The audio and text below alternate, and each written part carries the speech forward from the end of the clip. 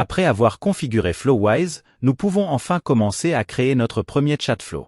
Nous pouvons en créer un nouveau en cliquant sur Add New dans le tableau de bord. La première chose que je recommande est de sauvegarder ce chat flow et de lui donner un nom. Je vais simplement appeler le mien MyFirstChatFlow et le sauvegarder. Après avoir sauvegardé le chat flow, vous remarquez que deux options supplémentaires sont maintenant disponibles.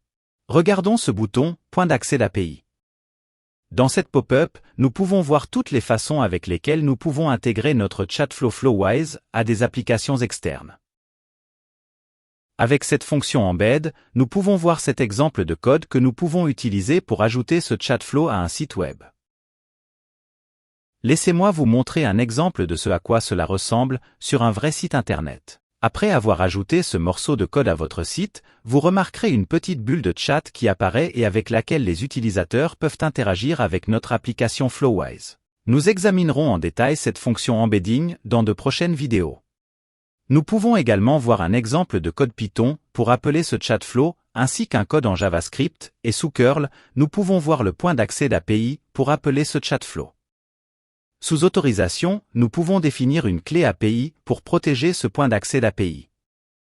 Et sous configuration, nous pouvons régler des paramètres comme la limite de débit et un message qui sera affiché une fois la limite atteinte. Ensuite, nous voyons aussi ce bouton Setting. Et depuis Setting, nous pouvons voir les conversations passées que nous avons eues avec notre application, nous pouvons dupliquer ce chat flow, nous pouvons charger un chat flow existant à partir d'un fichier, nous pouvons exporter notre chat flow, nous pouvons supprimer notre chat flow, et très important, nous pouvons analyser notre chat flow en intégrant des outils comme Longsmith. Sur le Canva, nous pouvons voir ce bouton pour ajouter des nœuds. Nous voyons aussi ce bouton Chat que nous pouvons utiliser pour interagir avec ce chat flow. Et en bas de l'écran, nous avons des boutons pour zoomer sur le Canva, dézoomer et ajuster tous les nœuds à la vue. Nous pouvons aussi verrouiller les nœuds en place pour éviter de les bouger par accident. Maintenant, par où on commence? La première étape est d'ajouter un nœud au Canva. Mais lequel nous devons ajouter? En règle générale, tous les chat flows devraient contenir au moins un agent ou une chaîne. Les agents sont un peu plus avancés et nous les examinerons dans les prochaines vidéos. Mais commençons par ajouter une chaîne à notre Canva. Dans cette liste, vous remarquerez différents types de chaînes. Ajoutons la chaîne la plus simple à notre Canva, appelée la LLM Chain. Ce qui signifie Large Language Model Chain. Sur ce nœud de chaîne, nous pouvons voir toutes les entrées attendues sur le côté gauche du nœud. Les entrées avec cette petite astérisque rouge indiquent que ces entrées sont obligatoires. Donc, dans cet exemple, nous devons fournir un modèle de langage ainsi qu'un prompt. L'output parser et l'input modération sont optionnels. Nous pouvons également donner un nom à notre chaîne. Et enfin, nous pouvons voir la sortie que ce nœud produira. Nous pouvons simplement la laisser sur LLM Chain, mais nous examinerons la prédiction de sortie dans la prochaine vidéo. Vous remarquerez que lorsque nous survolons les nœuds, une petite pop-up apparaît sur le côté droit du nœud. Ici, vous pouvez dupliquer ce nœud, vous pouvez le supprimer ou cliquer sur Info pour voir plus d'informations sur le nœud. Et ici, remarquez que nous pouvons utiliser ce nœud pour exécuter des requêtes pour des Large Language Models. Allons maintenant ajouter un Large Language Model à cette chaîne. Cliquons sur Add Node. Ensuite, nous pouvons voir une liste de tous les Large Language Models dans cette section ici. Descendons simplement jusqu'à OpenAI et ajoutons le nœud OpenAI au Canva. Nous pouvons maintenant connecter ce nœud OpenAI à notre chaîne en le glissant depuis cette sortie vers l'entrée Language Model de la chaîne, comme ceci. Ce nœud OpenAI nécessite des identifiants pour se connecter à OpenAI. Afin de créer cet identifiant, cliquez sur cette liste déroulante, puis cliquez sur Create New. Pour donner un nom à notre identifiant, je vais simplement entrer Flowise Tutorial. Maintenant, nous devons entrer notre clé API OpenAI. Afin d'obtenir cette clé, nous devons aller sur platform.openai.com/api-keys, puis cliquer sur Create New Secret Key. Nous pouvons donner un nom à notre clé, encore une fois je l'appelle Flowise Tutorial et puis cliquons sur Create Secret Key. Allez-y, et copiez cette valeur de clé, et collez-la dans ce champ sur Flowise, puis cliquez sur Add. Je tiens à souligner que vous pouvez voir tous vos identifiants en revenant au tableau de bord de Flowise. En fait, regardons cela maintenant. Sauvegardons ce chat flow pour ne pas perdre nos modifications. Revenons au tableau de bord, puis allons à Crédentials. Ici vous pouvez voir cet identifiant que vous venez de créer. Ce qui est génial, c'est que vous pouvez maintenant réutiliser cet identifiant dans tous vos chat flows afin de ne pas avoir à spécifier la clé API pour chaque flux.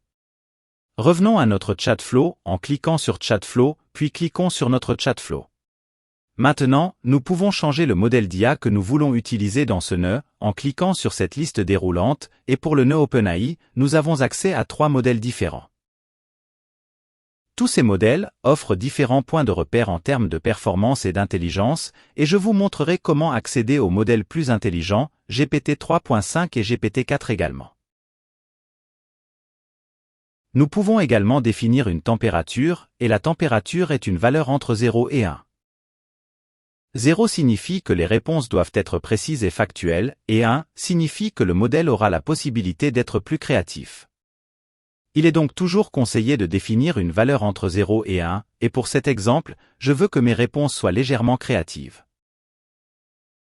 Nous pouvons également définir des paramètres supplémentaires, comme la quantité maximale de tokens que nous aimerions dépenser, et d'autres paramètres également. Ajoutons maintenant le dernier nœud pour que cette chaîne fonctionne, et c'est le prompt. Cliquons sur Add Node. Puis, ouvrons le menu Prompt et ajoutons un prompt template à notre Canva. Puis connectons-le à notre chaîne, comme ceci. Nous utilisons des prompt templates pour dire précisément à notre application IA comment se comporter. En d'autres termes, nous pouvons dire à notre application quel type de données d'entrée elle recevra et quel type de données de sortie nous attendons du modèle.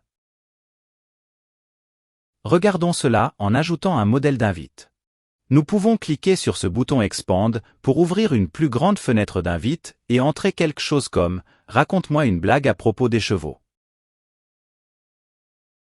Sauvegardons ce prompt et ensuite sauvegardons notre chat flow et souvenez-vous toujours de sauvegarder votre chat flow avant de le tester car vos modifications ne prendront effet qu'après la sauvegarde du chat flow.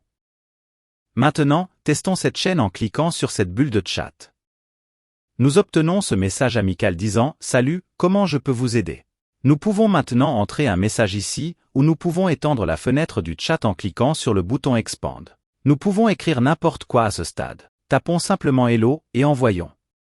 Nous obtenons une réponse de notre modèle, ce qui signifie que tout fonctionne. À ce stade, peu importe ce que nous écrivons à ce modèle, il retournera toujours une blague sur les chevaux. Tapons quelque chose d'autre et envoyons. Je reçois instantanément une blague sur les chevaux. Donc, en effet, peu importe ce que nous disons au modèle, il retourne toujours une blague sur les chevaux. Mais disons que nous voulons réellement fournir le sujet de la blague dans cette fenêtre de chat et que le modèle devrait écrire une blague sur notre sujet. Regardons comment nous pouvons injecter notre texte d'entrée dans ce modèle d'invite. Ouvrons à nouveau ce prompt et remplaçons chevaux par 2 accolades. À l'intérieur de ces accolades, entrons quelque chose comme « subject ».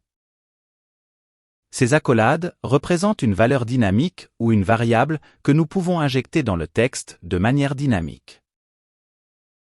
Sauvegardons et mappons maintenant l'entrée de la fenêtre de chat sur cette variable « subject ».